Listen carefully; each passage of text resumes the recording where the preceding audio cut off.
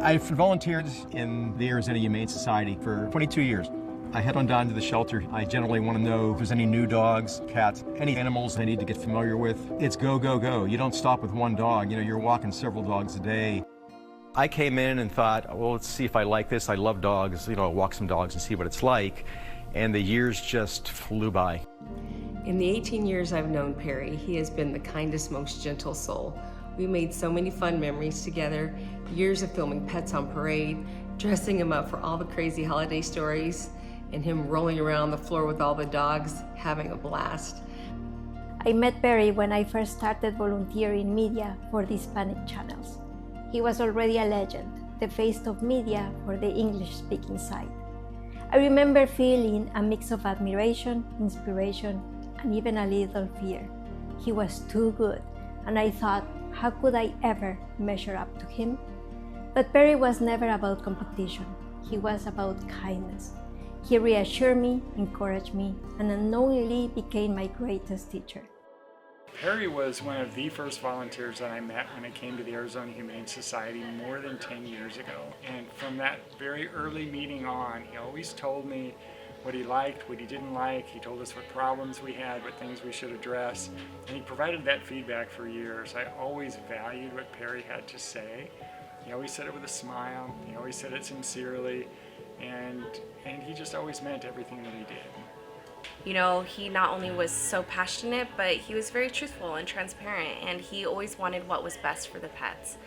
And when I had the big shoes of Ashley Goebel to fill here as a host at Pets on Parade, Perry let me know that they were very big shoes, but he was so kind and so welcoming and compassionate. He truly was there for me. Perry, personally, he was just a wonderful person outside of AHS, and I can't imagine him being any more wonderful. But he was long-term software engineer at Honeywell, and so he had to hear about my computer problems. And he was a world traveler. He had been to Antarctica and Africa, and he lived in Japan for a period of time. He really was an interesting person, but I will remember him the most for his love of the animals. He definitely is one of those that has a special connection to pets, there's no question.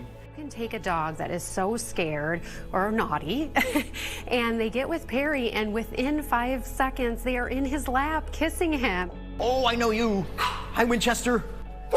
His connection with animals was amazing. His first inkling is always get down on their level, and before you knew it, that animal was in his lap. It was always so fun to see him wrestle with a dog on TV, or a dog that was getting excited and giving him lots of licks. He took it like a champ, and he always, you know, brought joy to every interaction that he had with both pets and people. Whatever you do. She's climbing Volcano Perry right there. It's squirrely. He was the pet matchmaker extraordinaire. He really connected with animals, and that's a big part of volunteering. But the bigger part is really connecting with people, and that's something that Perry did. He connected with the people and the animal, and he just made great love connections. I can't imagine how many households have smiling kids and happy walks and litter-trained kittens because Perry knew what was right for the people and the pet. They're all sweethearts. So I think a great role for me is to tell people, when you get this guy out of the kennel, he's awesome. Hi, Jerry. Do you remember me? I love matching an animal with people and seeing the happiness it brings them to take an animal home. It's priceless. There are volunteers, and then there are volunteers, like a Valley man who logged more than 10,000 hours helping at a Valley dog shelter. And now Perry Fanzo is getting the recognition he deserves with an award from the President of the United States. We all joked around today. We've all been saying that Perry would not want any of this. He was so selfless. You know, anytime that we were honoring him or there was something special for him, he did not want it. He gave credit to everyone else. He gave credit to the pets, and that's truly where his passion was. That's truly where his heart was the pets. Perry was very selfless. Yes, he was a volunteer. He was a foster. but he was also a very generous donor. He was also an early donor to our cars program. He donated a car early on. And he also was an anonymous donor during several of our matches. So I'm sorry, Perry, I just might have outed you, but he was just very, very generous in so many different ways. I nudged him and I said, hey, Perry, how do you feel about fostering? He's like, oh, I don't know. I'm like, okay, just give it a try. And 3 years later, he had fostered 88 puppies. Everything he participated in, he did it with his full heart.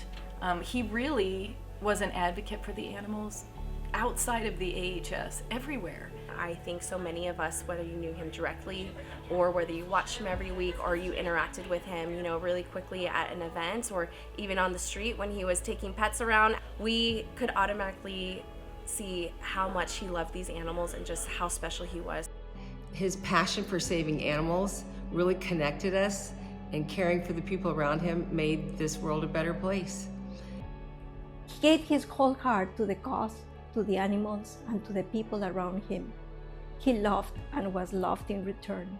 From now on, every time I step into the shelter, every time I speak for those who have no voice, Perry will be there in my mind and in my heart. And if I can be ever have the advocate, the friend, the human that he was, I will consider that a life well lived.